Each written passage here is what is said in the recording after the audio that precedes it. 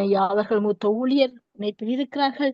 அழைப்புகள் கொண்டு வந்து நாங்கள் வார்த்தையின் வெளிச்சத்தை காண்போமா? எத்தனை பேர் அவளா இருக்கிறீர்கள்? இந்த நாளும் கர்த்தர் வார்த்தை, அந்த வார்த்தை தேவனாயிருந்தது. அந்த வார்த்தை தேவனிடத்திலிருந்து ஆதியிலே வார்த்தை, அந்த வார்த்தை தேவனமாயிருந்த அந்த வார்த்தை தேவனாயிருந்த அந்த வார்த்தைக்கு நாங்கள் வார்த்தையின் வெளிச்சத்தை காண்போம். வெளிப்பாடுகளை ஆவியானவர் எனக்கும் உங்களுக்கு கற்றுக் கொடுப்பார். அந்த விசுவாசத்தோடு இணைப்பில் இருக்கும் ஊழியர் அழைப்புகள் கொண்டு வந்து வார்த்தையின் வெளிச்சத்தை காண்போம். பிரைஸ் லார்ட் ஐயா. Praise Lord sister Subha. Praise Lord ஐயா. கர்த்தராகிய இயேசு கிறிஸ்துவின் நாமத்தினால வார்த்தையின் வெளிச்சத்தின் நேரத்தில் உங்களை நான் வாழ்த்தி வரவேற்கிறேன். வெளிச்சத்தை காண ஆவலாயிருக்கிறோம் ஐயா. எடுத்து வாருங்கள். ஆமென். அன்பான பரலோக தகப்பனே சுவாமி, இந்த கொடுக்கும் செய்தியை என்ன மரத்து நீர் பேச வேண்டுமாக ஜெபிக்கிறேன். மறு உலகிலே இந்த வார்த்தைகளை போகும்பொழுது சுவாமி, இந்த வார்த்தையை கேட்ட பிள்ளைகள் ரட்சிக்கப்பட நீ கிருபை செய்ய வேண்டுமாக ஜெபிக்கிறேன். இந்த வார்த்தை உலகமும் விதைக்க தந்த சங்கம வானொலியை நிறைவு கூறும். சங்கம வானொலியை ஆசீர்வதித்து என்னை ஆசீர்வதித்து கேட்போரை ஆசீர்வதித்து வழிநடத்த வரும் என்று எல்லாம் அல்ல இயேசு கிறிஸ்துவின் அதிகாரமுள்ள நாமத்தால் ஜெபிக்கிறேன் பரமபிதாவே. ஆமென் ஆமென். இன்றைய நாளிலே செய்தியின் தலைப்பை நீங்க தான் கண்டுபிடிக்கும். உங்களுக்கு ஹோம்ஒர்க் நான் சொல்ல மாட்டேன், நீங்க கண்டுபிடிக்கும். லூக்கா 11ஆம் அதிகாரம் 5-6 வசனங்கள் சொல்லுது. பின்னும் அவர் அவர்களை நோக்கி, உங்களில் ஒருவன் தனக்கு சிநேகிதனாய் இருக்கிற இடத்தில் பாதி ராத்திரியில் போய், சிநேகிதனே, என் சிநேகிதன் ஒருவன் வழிப்பிராணமாய் இடத்தில் வந்திருக்கிறான், அவனுக்கு முன் வைக்கிறதுக்கு இடத்தில் ஒன்றுமில்லை, நீ 3 அப்பங்களை எனக்கு கடனாக தர வேண்டும் என்று கேட்டான். இந்த ஆழமான ஒருவன் வந்தபடியத்தான் 3 அப்பம் கேட்டோம். இங்க எனக்கு கடனாக தர வேணும். அப்படியானால் இந்த ஆதி காலத்திலே பண்ட மாற்றம் இருந்தது, அதுக்கு பிறகுதான் இந்த கடன் வந்திருக்கு கடனாக. இந்த காலத்துல வீடுகள் வாங்கி வச்சிருக்கிறோம், கார்கள் எல்லாம், ஐபோன்லாம் வாங்கி வச்சுக்கிற சொந்த வேலை செய்த வாங்கினேன் இல்லை, பேங்க்ல கடன் வாங்கினேன். அந்த பேங்குக்கு வட்டி கட்டணும். போல வேலை செய்து வேர்வை சிந்தி வட்டி கட்டணும் பேங்குக்கு. இப்ப அந்த கடன் தான் இங்க தொடர்றது. ஆமாம், நீ எனக்கு 3 அப்பங்கள் தர வேண்டும். இதை பற்றி சிந்தித்தேன். அப்ப அவன் நடுராத்திரியில அப்பச்சட்டியை வச்சு அப்ப மாவை ஊற்றி சுட்டு கொடுத்தவனே, சே, பழைய ரொட்டி துண்டை கொடுத்துருப்பான், இந்தா கொண்டு போகணும். உதாரணமாக, நீங்கள் இரவு வேளையில பசியோடு வீட்டுக்கு வந்திருக்கிறீர்கள், உங்கள் பசியை ஆற்றங்கள் வீட்டில் ஒன்றுமில்லை. இதை பற்றி சிந்தித்தேன். நாங்கள் சிந்திக்கிறத கொஞ்சம் யோசிக்கிறேன் கடுமையா. எங்கள் வீட்டில் ஒன்றும் இல்லை. யோசித்தேன், என்னடா இப்படி சொல்றானே, எங்கள் வீட்டில் ஒன்றும் இல்லை, ஏதாவது ஒன்று இருக்குமே, பழைய வாழைப்பழம், பழைய மோதம் வடக்கை இருக்குமே. எங்கள் வீட்டில் ஒன்றும் இல்லை என்று புறதான் எனக்கு வெளிச்சம் வந்தது. அவன் வீட்டில் ஃப்ரிட்ஜ் இல்லை. அவன வீட்டில் ஃப்ரிட்ஜ் இருந்த சங்ககால சாப்பாடுகள் தோண்ட தோண்ட தோண்ட வந்து கொண்டே இருக்கும். அவன் சுட வச்சு கொடுத்துருக்கலாம். ஃப்ரிட்ஜ் இல்லை. இப்ப பாருங்க, இந்த வெளிநாட்டுல, இந்த இலங்கை நாட்டுல சுட சுட சாப்பிடுறாங்க, நாங்கள் சுட வச்சு சாப்பிடுறோம். சுட வச்சு நாங்கள் சமைச்சு போட்டு ஃப்ரிட்ஜில் எழுதி வைப்போம். நான் சமைச்சு போட்டு மண்டே டியூஸ்டே வென்ஸ்டே தேர்ஸ்டே ஃப்ரைடேன்னு எழுதி வைப்பேன் சாப்பாட்டை. சனிக்கிழமை நான் சமைக்கிறது நிம்மதிக்கு. இந்த கிராண்ட் டாட்டர்ஸ் வருவாங்க, வந்து திறந்து பார்த்துட்டு, என்ன கிராண்ட் ஃபாதர் கலண்டர் எல்லாம் அதுக்கு வச்சுக்கிறீங்க, அதுக்கு திரும்பி மைண்டை வருதா இருக்கட்டும். உடனே எனக்கு தெரிந்த நண்பன் வீட்டுக்கு ஓடுகிறேன். அவன் வீட்டை பூட்டி விட்டு படுத்து விட்டான். வீட்டை தட்டுகிறான். ஏன் தட்டுகிறான் யோசிச்சு, ஏன் தட்டுகிறான் யாராவது சொல்ல முடியுமா? ஏன் தட்டுகிறான்? அந்த வீட்டுக்கு கோலிங் பல் இல்லை, அதுதான் தட்டுறான். ஆனாலும் என்னுடைய உள்ளம் உங்களுக்கு எப்படியா உணவு கொடுக்க வேணும்னு விரும்புகிறது. பாருங்கள், இந்த 3 அப்பங்கள் கடனாக தர வேணும்னு கேட்கிறான். அவன் கொடுத்து விட்டான். சாப்பாடு ரெடி, பழைய ரொட்டி துண்டு தான். கத்திடத்தில் நாம் எப்படி கேட்க வேண்டும்? சோர்ந்து போகாமல் விடாப்பிடியா கேட்க வேண்டும். நாங்கள் கத்திரத்தை கேட்கிறோம், சோர்ந்து போறோம். ஒரு ஜபிப்போம், ஒரு ஐபோன் அடிக்கும், இப்போ 2ஆம் முறை ஜெயிக்க ஒழுங்குவோம், அடுத்த ஐபோன் அடிக்கும், அவ்வளவுதான், கதை முடிச்சு. சோர்ந்து போகாமல். வேதம் என்ன சொல்லுகிறது? ஜெபம் பண்ணுவதில் சோர்ந்து போகாதே. கர்த்தர் கடிந்து கொள்ளும் போது சோர்ந்து போகாதே. இதெல்லாம் வேதத்தில் இருக்கு ஐயா. ஆபத்து காலத்தில் சோர்ந்து போகாதே. நற்கிரியை செய்வதில் சோர்ந்து போகாதே. நன்மை செய்வதில் சோர்ந்து போகாதே. உபத்திரவங்களில் சோர்ந்து போகாதே. ஊழியத்தில் சோர்ந்து போகாதே. நித்திய வெளிச்ச நிகழ்ச்சி, வார்த்தையின் வெளிச்சம், சனி ஞாயிற்றுக்கிழமை நடக்கிற துதி ஆராதனை, அபிஷேக நிகழ்ச்சி, ஜெபத்துடன் வந்து கலந்து கொள்ள வேண்டும். சும்மா வாரையில மொத்த தட்டி போட்டு வார ஜெபம் பண்ணி வாங்கும். பாடுறவர்களை சோர்ந்து போகாதே மனம் என்று. நாங்கள் ஒரு பிரசங்கம் பண்ணும் பொழுதோ அல்லது நிகழ்ச்சியை நடத்தும் பொழுதோ நாங்கள் ஜெபம் பண்ணித்தான் வர வேண்டும். முழங்கால் பணிந்த ஆண்டவரே, இன்று நான் வார்த்தை விடுக்க போறேன், நீர் ஆசீர்வதித்து தரும், நீர் ஆசீர்வாதத்தொடிய நான் அந்த பிரசங்கம் செய்ய மாட்டேன் என்று நான் ஜெபம் பண்ணுவோம். சும்மா ஓடி வந்து ஜெபம் பண்ணக்கூடாது, பிரயோசனம் இல்லை. பச்சை தனிமையாக இருக்குன்னு கேட்கிறவர்களுக்கு. சரி, இந்த வேத பயில 3 அப்பங்களை கேட்டதா பார்க்கிறோம். இந்த 3 அப்பம் உண்டு சரீரப்பிரமான அப்பம். ஆனால் இந்த ஆவியிலே ஒன்று ஆத்மீக தேவை உண்டு, சரீர தேவைகள் உண்டு, 3வது ஆவிக்குரிய தேவைகள் உண்டு. பாருங்களேன், மனுஷன் ஆவி, ஆத்மா, சரீரத்தோடு சிருஷ்டிக்கப்பட்டிருக்கிறான். நன்றாக கவனிக்க வேண்டும். சரீரம் வேறு, ஆத்மா வேறு, ஆவி வேறு. சாம்பார் போட்டுறாங்க. சரீரம் வேறு, ஆத்மா வேறு, ஆவி வேறு. ஆமென். இப்ப நாங்கள் எந்த பொருளை எடுத்தாலும் அதுல 3 பகுதிகளை திருத்துவம் உண்டு. இப்ப தோடம்பழத்தை எடுங்கோ, 3 பாதி இருக்கு. தோல், கரவு, மற்றது தோடம்பழம். இப்ப மரத்தை எடுத்துக்கொண்டால் வேர்பகுதி, அடிப்பகுதி, இலையின் பகுதி. இந்த மரத்தை பற்றி எனக்கு ஒரு கதை ஒன்று வந்து உங்களுக்கு சொல்ல வரும்போது என்ன நடந்தா, ஒரு கார்டன்ல ஒரு பூ மரம், இந்த ரோசா பூ மலர்ந்துருந்தது. ரோசா மரம் நல்லா சொல்லிட்டு அது பூ பூத்து இருந்தது. அப்ப அந்த பாக்குக்கு வர எல்லாம் அந்த ரோசா பூ படம் எடுக்கிறது, அதுல நின்று படம் எடுக்கிறது. இந்த ரோசா பூக்கு திலக்கணம் வந்துட்டு, ஆக்கள் கூடனா எல்லாருக்கும் திலக்கணம் மாறுது, அது ஆட்டோமேட்டிக்கா வேணும். இந்த பூ சொல்லிச்சு, நான் தான் வடிவழகி, இந்த பாக்குல நான் தான் வடிவழகின்னு சொல்லி அது பாட்டு படிக்க துவங்கிச்சு. இதை கேட்ட இலக்கி கொஞ்சம் கோபம் வந்து, இலை சொல்லிச்சு, சத்தப்படாடா, சத்தம் போடாதடி, நான் தான் உன்னை வடிவாக்குறேன். 2 பேருக்கும் சண்டை. இதை கேட்டா தண்டுக்கு கோபம். தண்டு சொல்லிச்சு, நான் இல்லாட்டி உங்களை வடிவ என்ன அழகுன்னு, நான் தான் உங்களை வடிவாகி கொண்டு. தண்டு ஒரே சண்டை. பூவுக்கும் பூ, இலை, தண்டு 3க்கும் சண்டை. நான் தன்னு வடி, நீதான் வடிவழகிண்டு. இப்படி சண்டை போட்டு கொண்டிருக்கல ஒரு வண்டு ஒன்று வந்துச்சு. அந்த வண்டு யாருன்னு நீங்க கண்டுபிடிக்கணும்.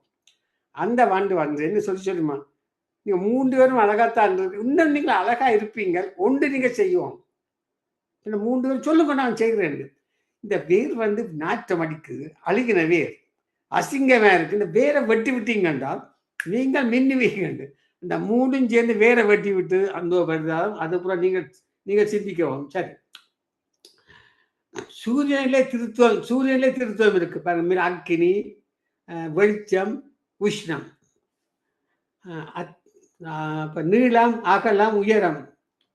இந்த பரலோகத்திலே சாட்சியர்கள் 3: பிதா, வார்த்தை, பரிசுத்த ஆவி. பூமியில ஆவி, ஜலம், இரத்தம்.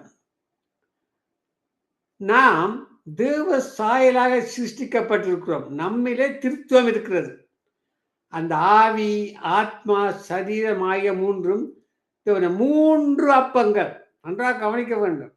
சாப்பாடு யோசனை அப்பம் சாப்பாட்டுக்கு யோசனைக்கு போயிடாங்க.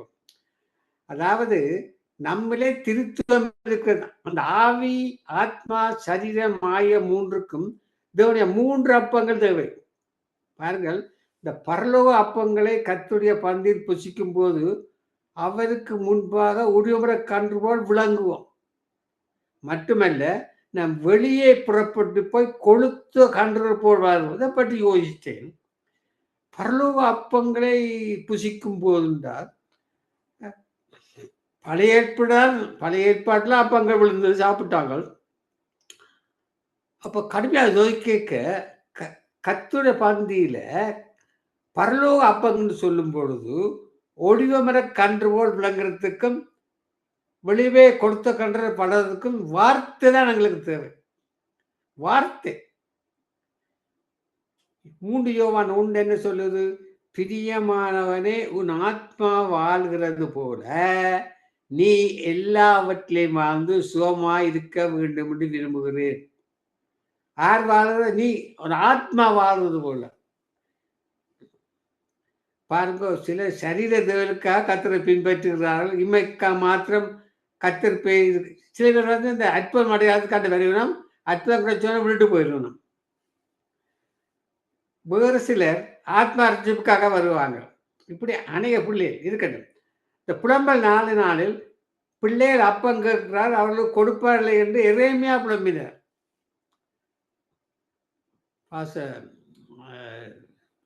பாஸ்டர் அடிக்கடி சொல்லுவார், அப்பத்தை கேட்டார், கேட்டா காலை கொடுப்பான்னு ஒவ்வொரு நாளும் சொல்லுவார். நல்ல வசனம், அதைத்தான் இங்க எடுத்துக்கிறார். புலம்பல் 4 நாள்ல பிள்ளைகள் அப்பம் கேட்கிறார்கள், அவர்கள் கொடுப்பார்கள் என்று எரேமியா புலம்புறார்.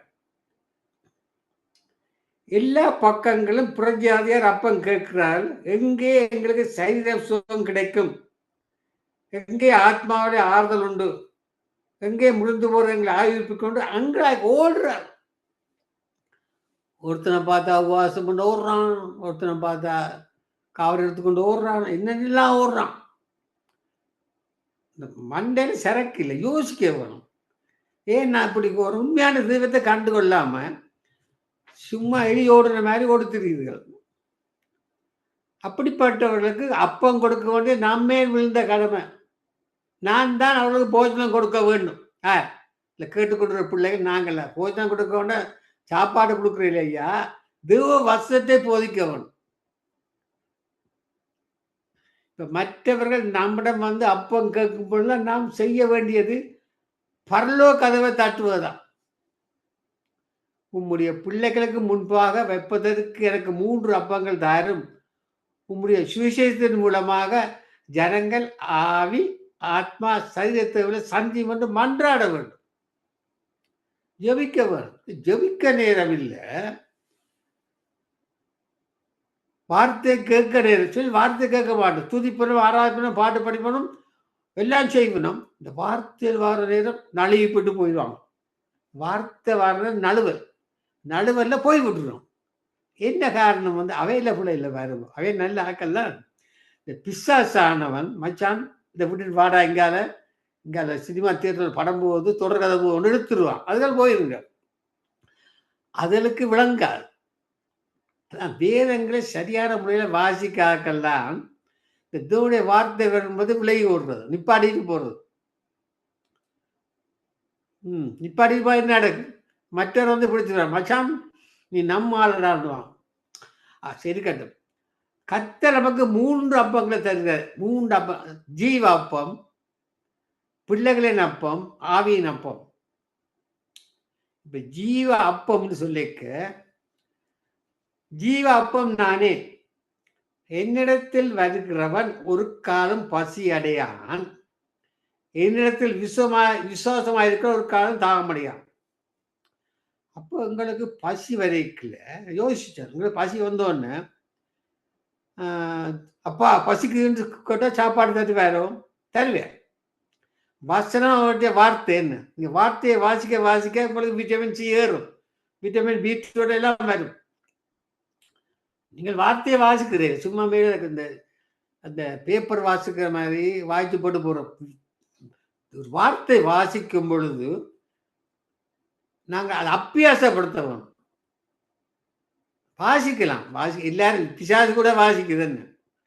ஆனால் நான் அப்பியாசப்படுத்த பிசாசு சொன்னான், நேற்றுக்கு சொன்னான், இந்த பிசாசு வந்து வார்த்தையெல்லாம் தெரியும், எல்லா வார்த்தையும் தெரியும். ஆனால் பிசாசுக்கு அதை பற்றி தியானிக்க தெரியாது. இங்க என்ன சொல்லுது? ஜீவ அப்பம் நானே. இன்னத்தில் ஒரு காலம் பசி அடையா, இன்னத்தில் விசுவாசம் இருக்க, ஒரு காலம் தாகப்படைய மாட்டான். இந்த ஏன் ஜீவாப்பம் இப்படி பேர் வந்தது, அதை பற்றி யோசிச்சோம். ஜீவாப்பம் டேஸ்டா இருக்கும். கிறிஸ்து தன் ஜீவனை கொடுத்த சரீரத்தை பிட்டு நமக்கு தருகிற முடியாது, அது சரீரம் ஐயா. ஜீவாப்பம் இந்த திருவிருந்து அடுக்க எல்லாரும் எடுப்பு. இந்த திருவிருந்து அடுக்க பயபக்தோடு நடக்க தோன்று திருவிருந்தினால ஜோம் பண்ணி பட்டு போகணும். ஜோம் பண்ணாவே திருவிருந்து எடுக்கிறது. திருவிருந்து நேரத்துல கூத்துக்கு நடக்கிற சபையில நான் பார்த்திருக்கிறேன். திருவிருந்துக்கு எல்லாம் லைன்ல போகணும். போய்கொண்டிருக்க இந்த பெண்களும் போவார்கள். ஒருவர் அவருக்கு பிடிக்கலன்னா அது வெட்டொண்டு வெட்டிட்டு போவார்கள். எப்ப திருவிருந்து நேரத்துல என்ன நடக்கும்? வாய்க்குமா? விளங்காது. அதுல சரக்கு இல்லை வண்டியில். ஏனென்றால் திருவிருந்து இது ஊழியக்காரர் சொல்லிக் கொடுக்குறே இல்லை. ஊழியக்காரர் சகரியா அதிகாரத்தை தான் ஒவ்வொரு நாள் சொல்றோம், எதை சொல்லிக் கொடுக்க மாட்டாங்க. ஜீவ ஒப்பம் பேர் கிறிஸ்து தன் ஜீவனை கொடுத்த சரீரத்தை பிட்டு நமக்கு தருகிறபடி அதுதானே ஜீவாப்பம். அருமையான ஒரு வசனம். மரித்து கிடக்கிற ஆத்மாவை உயிர்ப்பித்து ஆத்மாவில் ஜீவனை கொண்டு வருகிறபடியால் தான் ஜீவாப்பம். இன்னைக்கு வேதபாத நிகழ்ச்சியில அருமையான நிகழ்ச்சி. இதுல அநேகர் கலந்து கொண்டார்கள். மிகவும் ஆச்சரியமா இருந்தது. அநேக கேள்விகள் கேட்டார்கள். எல்லாத்துக்கும் நாங்கள் உண்மையில ஒரு ஆச்சரியமா இருந்தது. நீங்க வந்துடுறாங்க கோழிபால் நிகழ்ச்சிக்கு. ஓகே. கிறிஸ்துவின் ஜீவன் நம்முடைய காலம்படி நான் நித்திய காலமாய் மறைந்திருக்கும்படி நித்திய ஜீவனை நமக்கு கொண்டு வரும்படியா ஜீவ அப்பம்.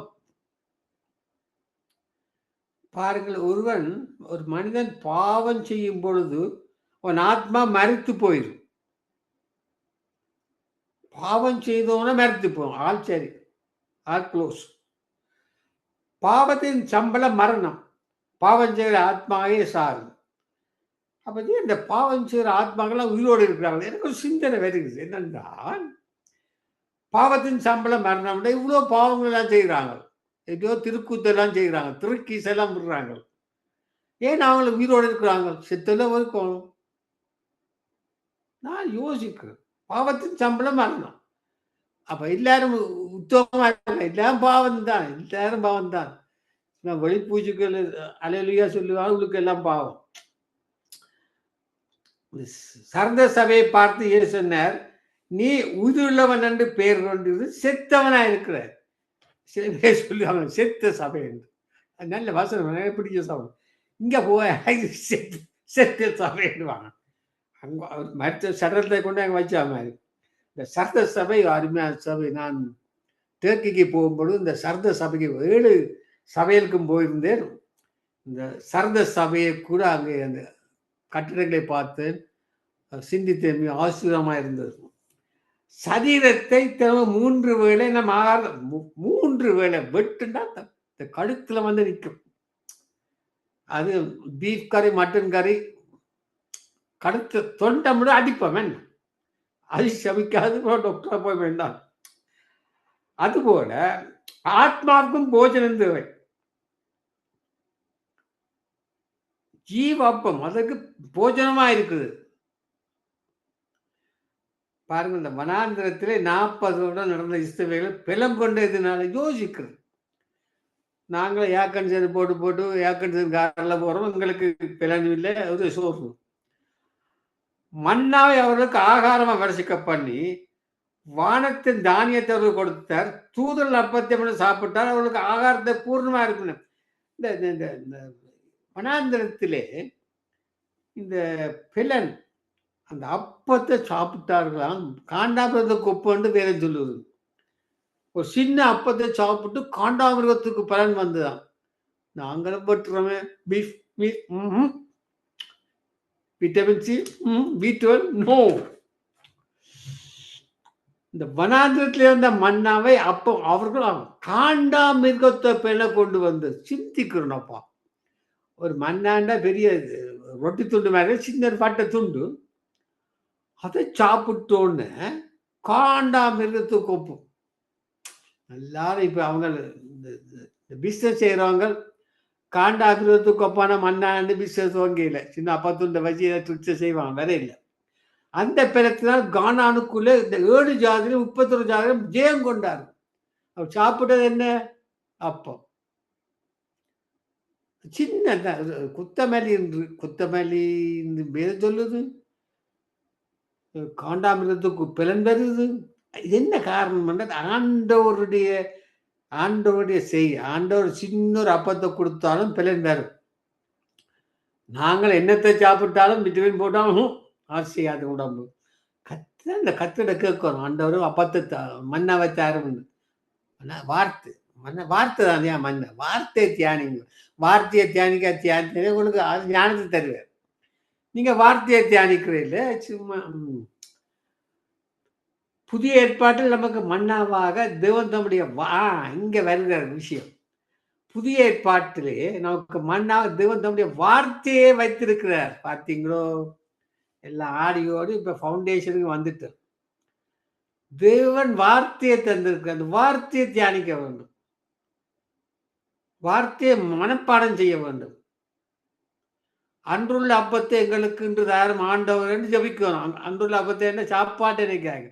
இந்த சனங்கள் வழியா இந்த ஊழியக்காரன் வழியா சொல்லி கொடுக்கல. அன்றுள்ள அப்பத்தை அப்பத்தை தயாரும் சாப்பாட்டு தயாரும் தான் கெஞ்சுறாங்க. தவறானபடி விளங்கிச்சோ. தாவீது ராஜா அதிகாரம் எழுந்து, தேவனே, அருமையான வசனம், நீர் என்னுடைய தேவன், அதிகாரமே உண்மை தேடுகிறேன். எங்களுடைய அதிகாரமே ஐபோனை தான் தேடுகிறேன். வேதம் சொல்றது, தேவனே நீர் என்னுடைய தேவன், அதிகாரமே உண்மை தேடுகிறேன், வறண்டதும் விடாய்த்ததும் தண்ணீரற்றதுமான நிலத்திலே என் ஆத்மா உண்மையில் தாகமாயிருக்கிறது, என் மாமிசமானது உம்மை வாஞ்சிக்கிறது, நினத்தையும் கொழுப்பையும் உண்டது போல என் ஆத்மா திருப்தியாகும், என் வாய் ஆனந்த களிப்புள்ள உதடுகளை போற்றும்.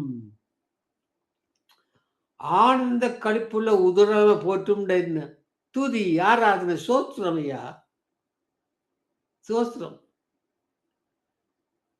அதிகாரமே தேடுங்க. இந்த வசனத்துல நோட் பண்ணுங்க. இப்ப நீங்க புரிஞ்சோன்னே என்னத்தை தர்றீங்க? உண்மையை சொல்றோம், சும்மா அந்த போய் சொல்லக்கூடாது.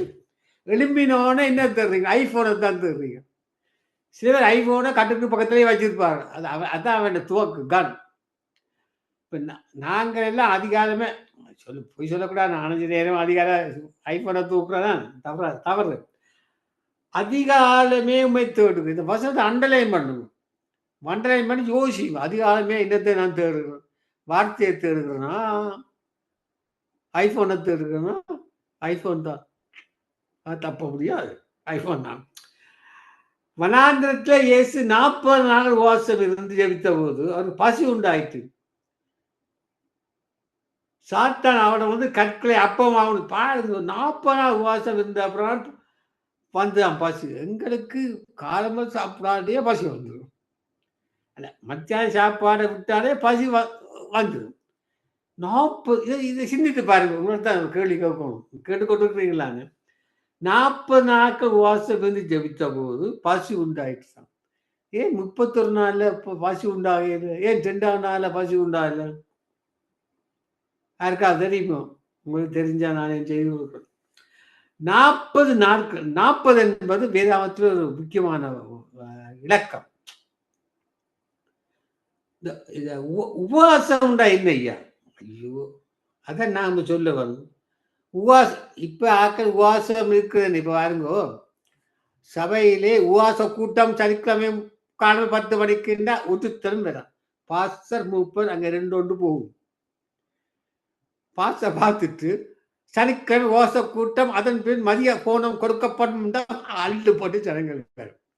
இந்த பெண் எல்லாம் வாய்ச்சி ஒரு சான்ஸ் வாங்கோ. எல்லாரும் பிள்ளைகள் குட்டிகள் பேர பிள்ளைகள் மாமன் வச்சு அங்க வாங்க, சாப்பாடு கொடுக்குறாங்க, வாங்கோ. அது உபவாசம் கொடுத்துக்கு வாரே இல்லை, சாப்பாட்டுக்கு நல்ல க்ரௌட் வரும். அதுகள் நாங்கள் உபவாசத்தை ஜெபிக்கிறேன். இப்படா சாப்பாடு வரும். என்ன இந்த கறி எல்லாம் வாசம் மூக்க வரும். என்ன அப்ப ஊழியக்கார டெக்னிக்கல் தான். உபவாசம் ஜெபத்துக்கு வாங்கோ, சாப்பாடு மத்தியானம் சாப்பாடு கொடுக்கூட பிள்ளை ஊட்டி எல்லாம் வரும். உபவாசத்துக்கு வாங்க சாப்பாடு கொடுக்க மாட்டோம்னா பாஸ்டர் வருவார். கண்டிப்பா 2-3 போயிடும் வந்து நிற்கணும். இருக்காது. இந்த உபவாசம் என்றா என்ன? அதை பற்றி உங்களுக்கு சொல்லணும். அதை பற்றி நீங்க எழுதி வைத்து உபவாசம் என்றா என்ன ஐயா? வேதம் என்ன சொல்லுது? சும்மா நீங்க உபவாசம் எடுத்து வச்சேன் பார், நல்ல வசம் சொல்ல உண்டு. கண்டுபிடிச்சு விட்டேன். எஸ்ஐயா 58ஆம் அதிகாரம். சரியா வடிவா கேளுங்க.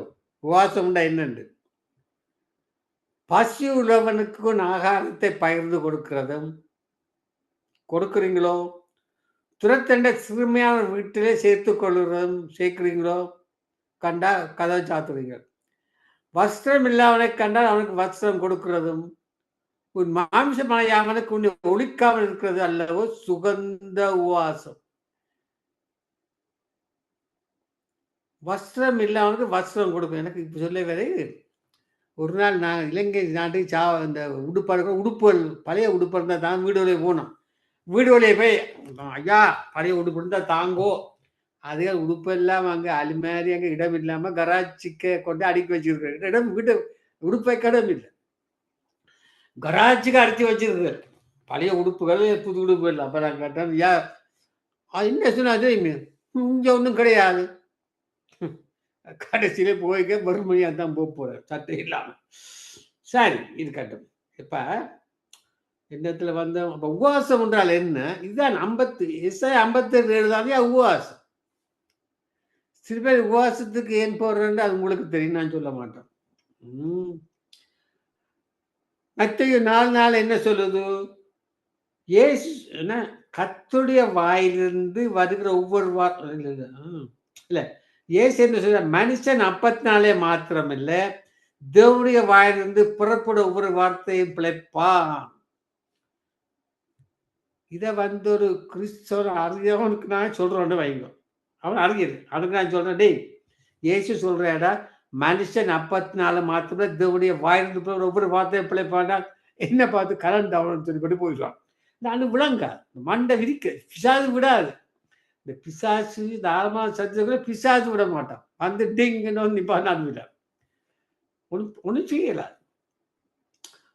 கர்த்தருடைய வாயிலிருந்து வருகிற ஒவ்வொரு வார்த்தை நமக்கு ஆத்மிக உணவாக ஆத்ம அப்பமா விளங்குறது. விளங்குதோ? 5 இறைமையா 15:6 வருஷத்துக்கு பாருங்க. உம்முடைய வார்த்தைகள் கிடைத்தவுடனே அவைகளை உட்கொண்டு உடைய வார்த்தை எனக்கு சந்தோஷம், என் இதயத்துக்கு மகிழ்ச்சியா இருந்தது. செயலின் கத்தாவே உடைய நாம் எனக்கு தரிக்கப்பட்டது. இறைமையா சொல்றான், வார்த்தையில உட்கொண்டேன். வார்த்தையை உட்கொண்டேன்டா நீங்கள் வார்த்தை கிளாஸுக்கு போட்டு கரைச்சி குடிக்கிறீங்கள, வார்த்தையை மனப்பாடம் செய்ய வேண்டும்.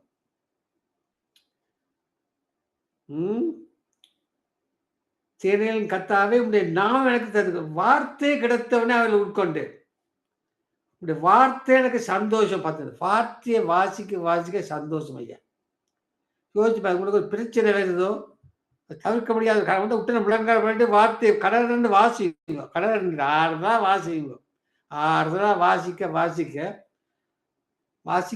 உங்களுக்கு மனதில் ஒரு சந்தோஷம் வரும், கவலையெல்லாம் போயிருச்சு. செய்து வாருங்க. அப்படி நீங்க செய்து வாக்காதே பிள்ளைண்டா என்ன கோல் பண்ணுங்க. நான் சொல்றேன், ஆதியிலே வார்த்தை இருந்தது, அந்த வார்த்தை தேவனத்தில் இருந்தது, அந்த வார்த்தை தேவனாக இருந்தது, அந்த வார்த்தை மாம்சமாய் நமக்கு. அருமையான வசனம், திருப்பி சொல்லுவோம். ஆதியிலே வார்த்தை இருந்தது, அந்த வார்த்தை தேவனிடத்தில் இருந்தது. நேரமா வந்துட்டு அந்த வார்த்தை தேவனாக இருந்தது, அந்த வார்த்தை நமக்குள்ளே வாசம். யாருக்கு? நமக்குள்ளே. அதை அண்டர்லைன் பண்ணுங்க. அநேகர் கர்த்தருடைய வார்த்தை ஆத்மாவின் அப்பமா பயபக்தோடு இல்லாமல் அசட்ட பண்ணுகிறார். சில பேர் இந்த கலண்டர்ல ஒரு வருஷத்தை வாசி போட்டு ஓடுவாங்க. கத்த நித்தம் வயனத்தையும் சொல்லி போட்டு ஜெபம் முடிஞ்சுது, அவருடைய வேதவாசம் முடிஞ்சுது. கத்த நித்தம் வயனத்தை மாவர்த்தியான காலம் ஆத்மா திருப்தியாக இருமதாக்க சொல்லி போட்டு விட்டாங்க. பைபிள் இந்த ஆஃபீஸுக்கு ஓடி விட்டுருவாங்க. பிரியோசனம் அது பார்க்க பேசாமல் போனாங்க, ஆசீர்வாதம் கிடைச்சிருக்கோம். இப்படி போனா பிசாசு தான் பிடிக்கும். வாய்யா வேதத்தின் ஒழுங்கா வாசிக்கல நம்ம ஆளுடா வாடாங்க என்று பிசாசு கூப்பிடும், அரவணைக்கும், மச்சான்னு கூப்பிட்டுரும். வேத வாழ்க்கையை கவனம். இயேசு உங்களை ஜீவ அப்பம் தர அப்பம் தரக்கிறதா நித்திய ஜீவனை உங்களுக்கு கொண்டு வர ஜீவாப்பம் இருக்கிறது. ஜீவாப்பம் அங்கே இந்த சங்கம வானொலி இருந்தா ஜீவாப்பம் வருது. சங்கம வானொலி, நித்திய வெளிச்சம், வார்த்தை வெளிச்சம், அது அப்பம். அப்பத்தை கொடுக்க நீங்க உண்ண வேணும், சாப்பிட வேணும், தியானிக்க வேணும், அசைப்போட வேணும். சரியோ, நேரம் கடந்து விட்ட பாருங்கோ. ஜெபம் பண்ணும். அன்பான பரலோக தகப்பனே சுவாமி, இன்றைய நாளிலே 3 அப்பம் என்ன, வேதாகம் என்ன வெளிப்பாட்டை தருகிறது என்று ஆழமான சத்தியத்தை உமது பிள்ளைகளுக்கு கற்றுக்கொண்டேன் சுவாமி. இந்த வார்த்தையை மறு ஒளிபரப்ப கேட்கிற பிள்ளைகள் இந்த 3 அப்பத்தின் விளக்கத்தை வேதாம ரீதியில கண்டுகொள்ள நீர் கிருபை செய்ய வேண்டுமாக எல்லாம் வல்ல இயேசு கிறிஸ்துவின் அதிகாரம் உள்ள நாமத்தினாலே ஜெபிக்கிறேன் பரமபிதாவே. ஆமென், ஆமென், ஆமென், ஆமென்.